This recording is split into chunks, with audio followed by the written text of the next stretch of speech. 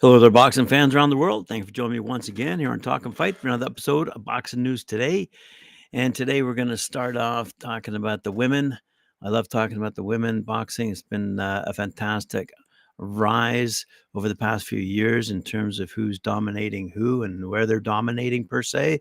So let's have a quick look at the rankings in the wake of Sandy Ryan beating Terry Harper most recently. Ryan moves up to number 2, by the way, in her respective division. That would be the the junior welterweight division, I think. Anyway, it doesn't really matter. I'm going to go through the rankings because I see that Sandy Ryan is calling out a few names here. She'd certainly like to take on Natasha Jonas, maybe even Chantel Cameron. But anyway, we'll see. I just wanted to rip through these various rankings for you because there are some names that have come up. I'd like to bring it to the attention of both my American listeners and English listeners because there's a debate raging on Reddit right now with respect to some of the fighters, both male and female, from other parts of the world who are simply, quite frankly, ignored by the managers and promoters in both the United States and England, mainly because of the lack of media attention that they're given, even though they would qualify as being very good fighters. At the very, very top of the rankings in the 175-pound plus division, you're going to see Lanny Daniels still sitting on top. But underneath her are a couple of fighters who previously weren't ranked. Raquel Miller, for example, um, uh, previously ranked number 5, now number 2. Alri Milicia. Okay.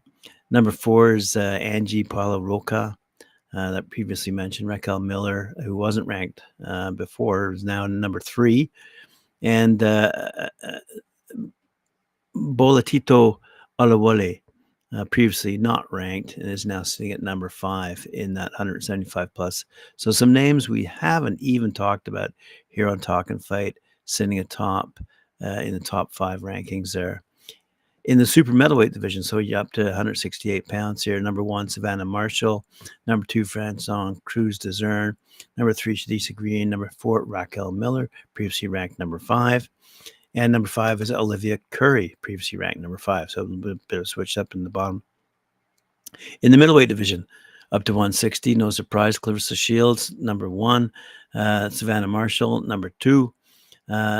Mkpule Ingabate, maybe Inubate, Bane. Whew, sorry. But anyway, she's previously ranked number 4, now sitting at number 3 with her win over Rita Maribi on December 9th. So we don't know when she's fighting next, and she has a record of 12-8-3, but she's ranked number 3. Again, as someone who not only can I not pronounce her name, but have not mentioned her on Talking Fight. Someone else who's new. She lost last to Lanny Daniels, but she's now in this middleweight division, sitting at number 4, Desley Robinson. And she's up to fight Kay Scott next, one of my favorite fighters here in Talk and Fight. At number 5 in that division, Jessica Guerra, who won against Brianna Jimenez back in October. In the junior middleweight division, so we're now up to 154 pounds. Number 1, Terry Harper. Number 2, Marie-Eve Declaire. Number 3, Emma Cozen. Number 4, Femke Hermans. And number 5, Cecilia Breakhouse.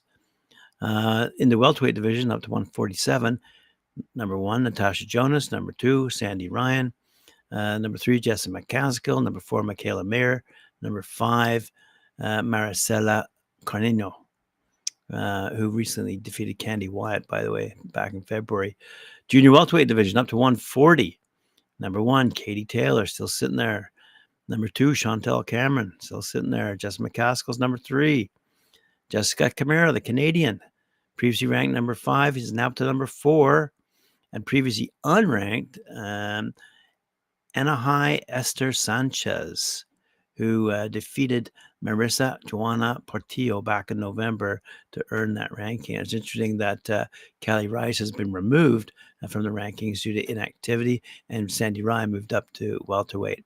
In the lightweight division, up to 135 pounds, Katie Taylor, number 1. Caroline Dubois, number 2.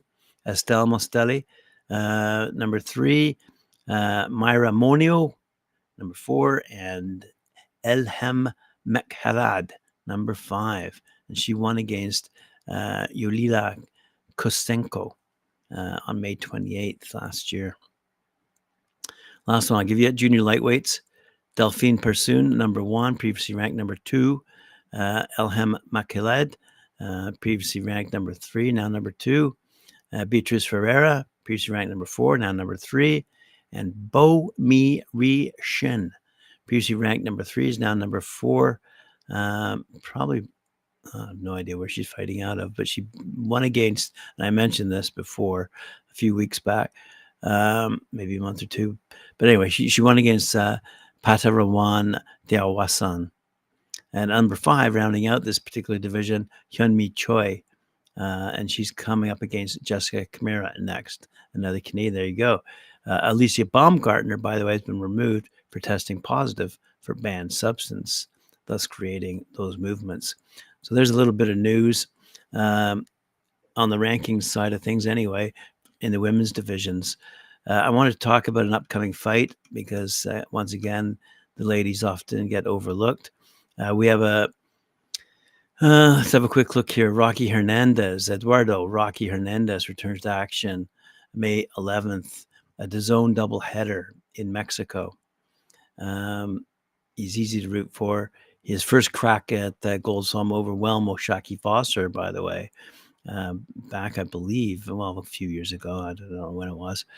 And his first stop on the comeback trail pits him against Daniel Lugo, 27-2-1, 18 knockouts, who likewise fell just short of a career-defining win when he settled for majority draw against Mauricio Lara last month. So he's a solid test for Hernandez. But what I wanted to mention, way down in this particular article, the co-feature pits super bantamweight champ Erica Cruz. That's in the WBA's rankings there. Anyway, Erica Cruz, 17-2, 3 knockouts. She's up against mandatory challenger Nazarena Romero, 13-0-1, 7 knockouts. And a great Argentine fighter. And again, one of the countries that I'm going to say it, is often overlooked in terms of the quality of the boxers they churn out. And here's one, though, that is climbing the rankings fast. Nazarena Romero.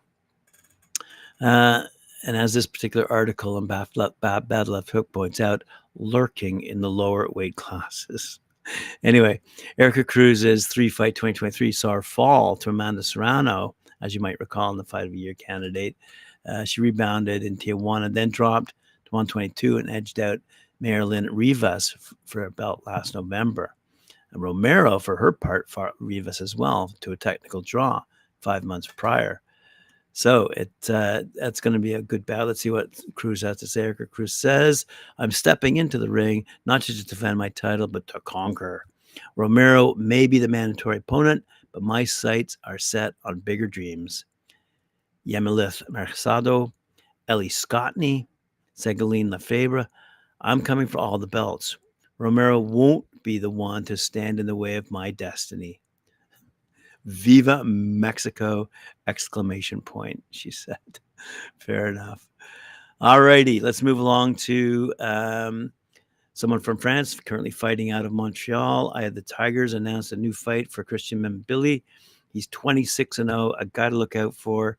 And probably in all of that talk about Canelo Alvarez and who he might be fighting, Christian Mbilli is often left out of that conversation. He really should be included in the conversation, but he's left out. Who cares? He's now going to fight against a British fighter. What's his name? Mark Heffron. Heffron. He's 30-3-1, 24 knockouts. I'm going to put my money on Mbilli here. My money on Mbilli in what will be his first fight since signing with Top Rank. 32-year-old Heffron is coming off a win, albeit one at a much lower level.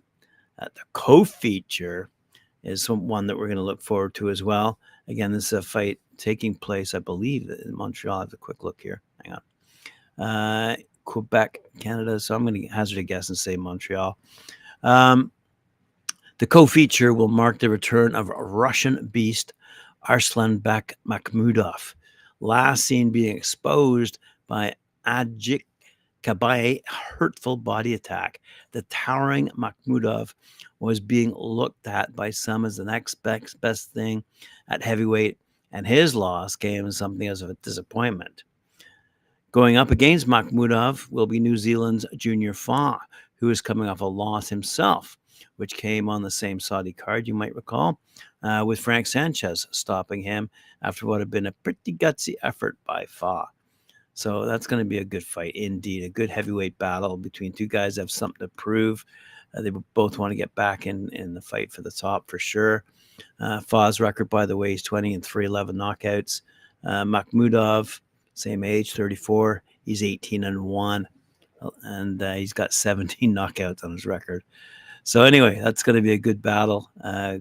Good for Eye of the Tiger management over in Montreal for putting that together. One of our favorites that we talk about here on Talk and Fight quite often, Florian Marku, responded to some of Chris Congo's comments.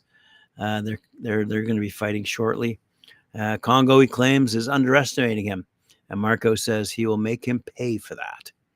As you might recall, the hostility between the pair first erupted with a press conference altercation last year. Now the rivalry will reach a conclusion when they fight on the Fabio Wardley-Fraser Clark undercard, which is going to be aired live on Sky Sports, I see. So Marku continues, he was disrespectful to me. He came like I was nobody. He interrupts me, and that's why I pushed him. He likes to bully people, but if you bully him, he stops. And he acknowledges that Congo made the approach to get this fight. Now he has what he's wishing for, Marku said with menace, apparently. This is what he wanted. He wanted this fight to happen. Now he has it. We're going to see on March 31st if he's going to regret it. Good for Florian Marku. And let's see if that Albanian can take top honors. All right. Speaking of that ongoing debate on Reddit with respect to UK and USA media, in particular, their influence on managers and promoters. I was talking on Reddit about some African fighters and Middle Eastern fighters having to relocate to European countries in order to have access to managers and promoters. And a lot of comments via UK and US boxing fans basically were, well, who are some of these fighters from Africa and the Middle East? They were just simply unaware. So here's an interesting article out of boxingscene.com. It starts off this way. I won't read the whole thing, but I just wanted to mention a couple of names here. While his friends and family are making plans for the upcoming holiday weekend, British and Commonwealth junior bantamweight title holder Marcel Braithwaite, he's 16, 3-1, by the way, will be packing for a very important business trip. Braithwaite is due to jet out to South Africa, where he will box 115-pound IBO title holder Ricardo Malajika. And that'll take place on April 5th in Kempton Park. The heavy-handed Malajika, he's 12-2, 9 knockouts, was born and raised in Gauteng, Johannesburg, fewer than 30 miles from Kempton Park. All but one of his professional fights have taken place at Emperor's Palace, the venue for his fight with Braithwaite. So I just want to mention Ricardo Malajika and the fact that someone from England is traveling down to challenge him at Kempton Park. So, and in a place called Emperor's Palace, which sounds pretty cool. So Braithwaite simply said, I'm excited. I'm looking forward to this whole experience. If I can go to South Africa and do it there, I can do it anywhere. I've always wanted to go to Africa, but I got to be honest, I didn't expect it to come about like this, but I'm grateful. I'm going to soak everything up, without a doubt, and good luck to him. All righty. an upcoming fight we're looking forward to. IBF junior welterweight champ Subriel Matias. He's 21, 20 knockouts. Makes a homecoming return to Puerto Rico when he defends his world title against unbeaten Liam Perro, 24-0, 15 knockouts at the Coliseo Juan Alban Cruz Abreu in Manatí. It's on Saturday, June 15th. Be shown on the Zone. Said Matias, I'm super excited to be able to be in front of my people defending the title that we had such a hard time getting. The mentality will always be the same, and in front of my people, I don't even have to say it. They know me, the pride of Matanillo. Liam Perro, for his part, said, I've waited my whole life for this opportunity. Fighters fight, and I can't wait for the boogeyman in his backyard.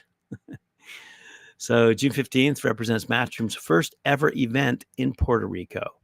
And it's the first fight with Matias after he signed a co-promotional deal with Matchroom and Fresh Productions. So there you go. There's an example of Matchroom. I mean, Puerto Rico is not exactly a very big island, but it is a territory of the United States. It does have reach into the States, and a lot of great fighters, as you know, hail from Puerto Rico, one female in particular.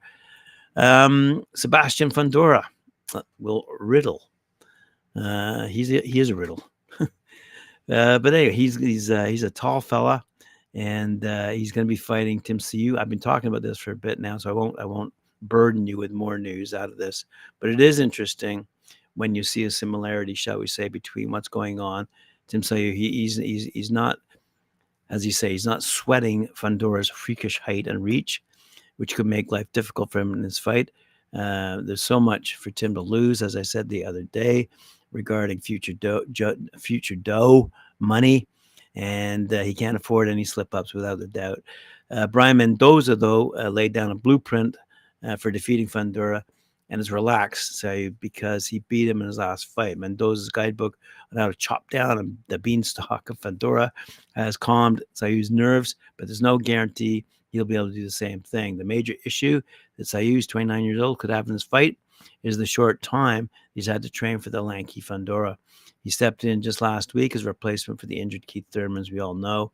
So we're looking forward to that. I didn't want to say too much because I've been talking fight about these two guys for quite some time now.